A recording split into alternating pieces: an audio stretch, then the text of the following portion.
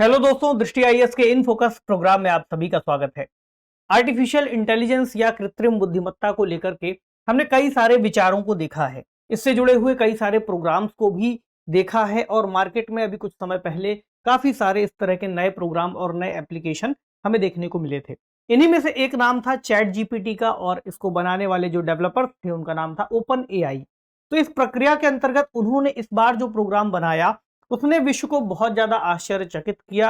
इसके अलावा बहुत सारी नई बातों को सिखाया, हमें ये बताया कि इस तकनीक का उपयोग किस तरह से किया जा सकता है, ये तकनीक कितनी महत्वपूर्ण हो सकती है और इसके उपयोग कितने ज्यादा फ्यूचरिस्टिक हो सकते हैं, या फिर कहें कि मनुष्य के समान कार्य करने की क्षमता एक कृत्रिम रूप से बनाए गए एक एप्लीकेशन के अंतर्गत मौजूद थी।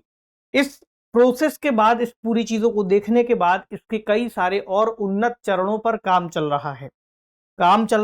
केवल एक कंपनी के द्वारा नहीं, और भी कई सारी कंपनीज हैं जिनमें गूगल का भी नाम है। ओपन एआई में चूंकि माइक्रोसॉफ्ट का नाम जुड़ता है, इसके अलावा और भी बहुत सारी कंपनियां हैं। अब हमने कई सारी मूवीज देखी हैं जो आर्टिफिशियल इंटेलिजेंस को लेकर के कई सारी चीजों को दिखाती हैं, कई सारी स्टोरीज होती हैं उसमें। इसी तरह की एक मूवी का अगर हम जिक्र करें तो हॉलीवुड में भी नाम ले सकते हैं, जैसे कि एवेंजर्स सीरीज आई थी। अगर हम भारतीय सिनेमा में जिक्र करें तो हम रोबोट मूवी का जिक्र कर सकते हैं।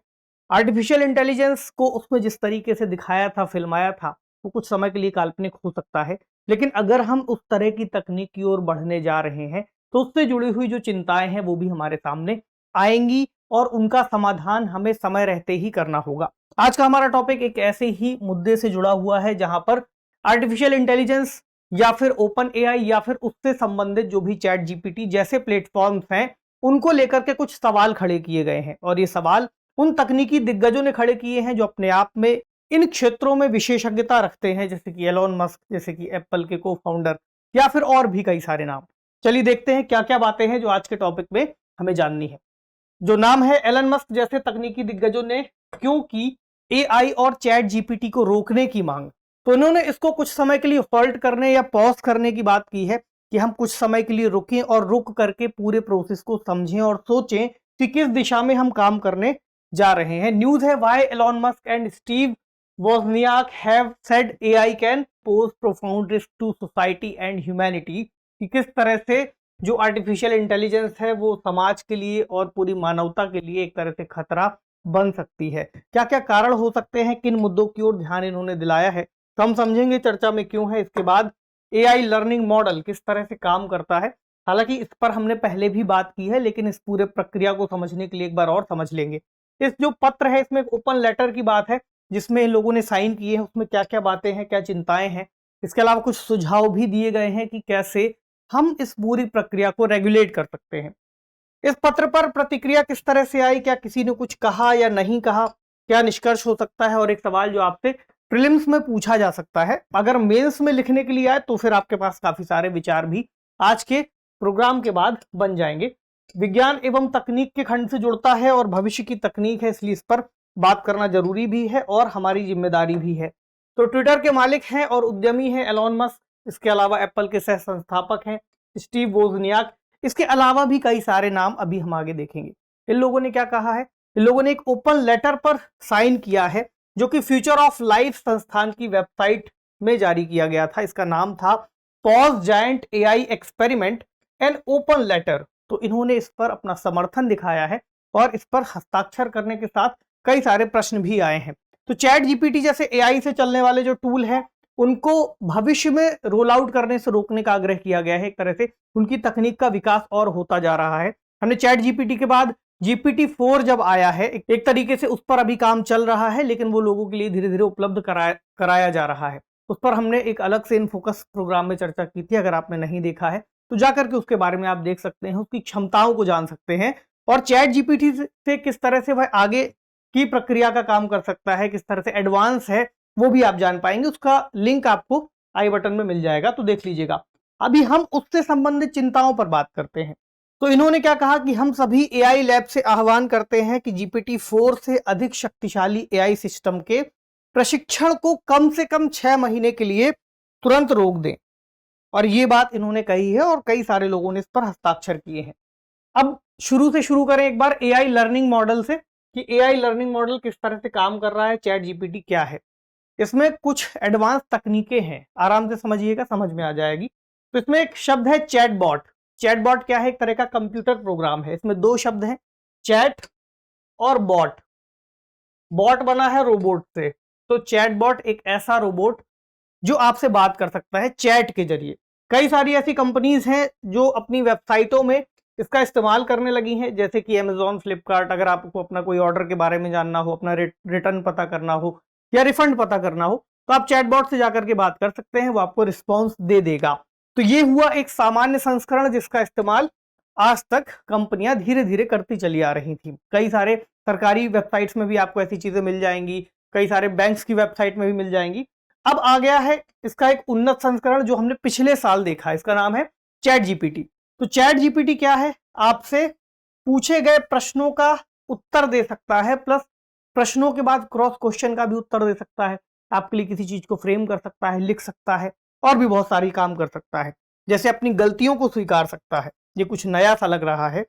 अनुचित अनुरोधों को अस्वीकार कर सकता है, अगर आपने से कोई गलत तरीके की बात की तो हो सकता है वो आपको मना कर दे कि इस प्रोसेस पर मैं कोई भी जानकारी आपको नहीं दे सकता। तो इससे जुड़ी कई सारी बातें हम इसके पहले कर चुके हैं। तो मानकर चलते हैं कि इसके बारे में आपको पता है, लेकिन बेसिक चीजें यहां बता दी कि चैट जीपीटी में आप लिख करके इससे कोई प्रश्न पूछ सकते हैं, उसके बाद क्रॉस क्वेश्चन पूछ सकते हैं, कुछ लिखवा सकते हैं, और अपने लिए कोई कविता, कहानी, निबंध कुछ भी लिखवा सकते हैं। कई तरह की मैथ्स प्रॉब्लम सॉल्व करवा सकते हैं, आप इससे कोई कोडिंग लिखवा सकते हैं, फिल्म की स्क्रिप्ट लिखवा सकते हैं, और भी बहुत कुछ। ठीक है, तो ये क्या हुआ? एक तरह का लर्निंग मॉडल पे ये काम करता है। इसको बोलते हैं लैंग्वेज लर्निंग मॉडल यानी LLM, और ये जीपीटी की 3.5 सीरीज पर आधारित था, जिसको हम कह रहे हैं चैट जीपीटी। उसके संस्करण को नाम दिया गया है 3.5। ठीक, जीपीटी का क्या मतलब हुआ? Generative pre trained transformer.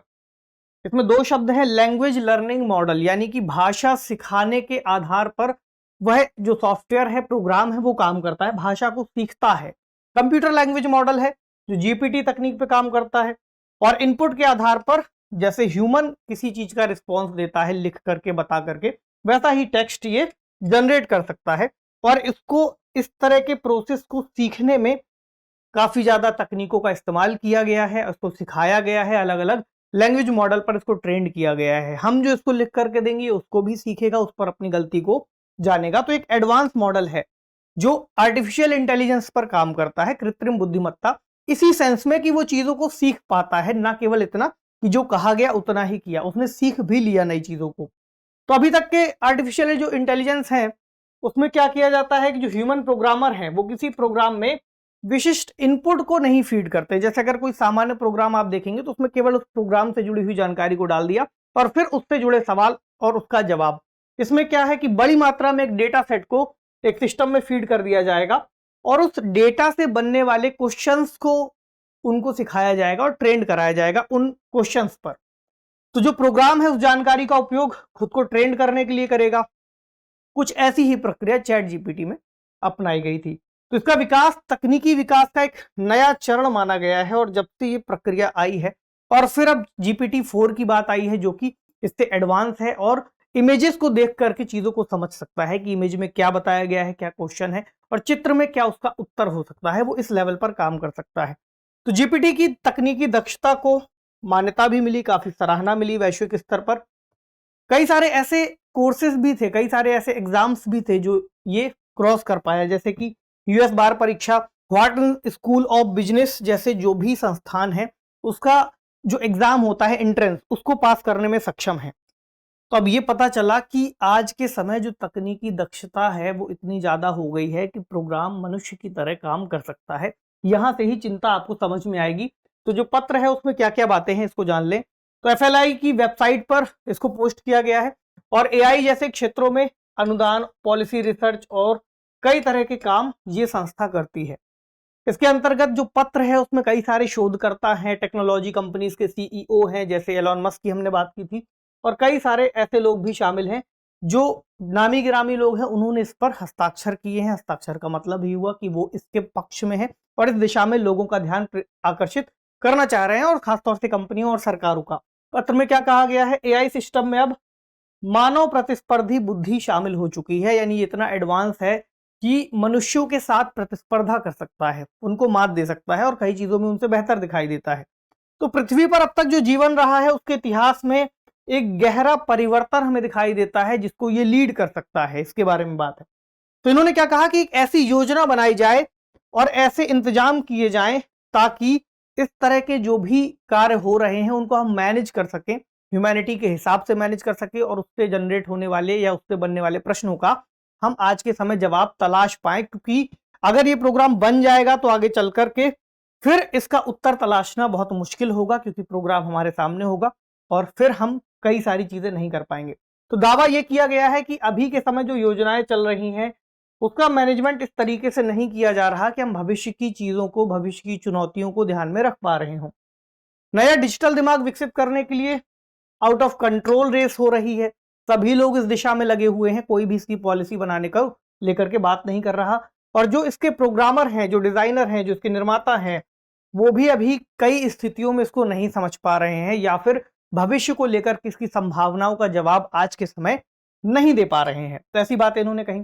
इन्होंने कुछ प्रश्नों को भी उठाया है कि कुछ इस तरह के प्रश्न होंगे, उनका जवाब क्या है। जैसे कि सवाल है कि क्या हमें मशीनों को, सूचना चैनलों को प्रचार और असत्य से भरने देना चाहिए, मतलब कि हम उन मशीन्स के जरिए इस तरह के प्रोग्राम जो बनाते हैं उसमें कई बार इस तरह की न्यूज भी आ सकती है जो बनाने वाले के हिसाब से बनाई गई हो, तो क्या हमें ऐसा करना चाहिए। दूसरा, क्या हमें सभी नौकरियों को स्वचालित कर देना चाहिए, ऑटोमेटेड सिस्टम में चलाना चाहिए। जिस तरीके से एआई डेवलप होता जा रहा है तो कई सारी नौकरियों में जो आज मनुष्य कार्य करते हैं वो उनको कर सकता है। अगला, क्या हमें अमानवीय दिमाग विकसित करना चाहिए जो हमसे अधिक चतुर हो। अगला, और अंततः हमें अप्रचलित और प्रतिस्थापित कर सके। मतलब कि आज के समय अगर आप देखेंगे तो मनुष्य की प्रजाति को पृथ्वी पर सबसे जो भी समझदार जीव हैं उनके अंतर्गत रखा जाता है।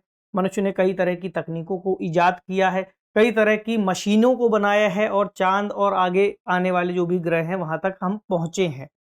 लेकिन आर्टिफिशियल इंटेलिजेंस के आ जाने से जो भी मूवीज में जिस तरह की चिंता जताई गई थी वो चिंता काफी ज्यादा वास्तविक हो सकती है, क्योंकि ये जो तकनीक है अपने आप में सीख रही है और इवॉल्व हो रही है।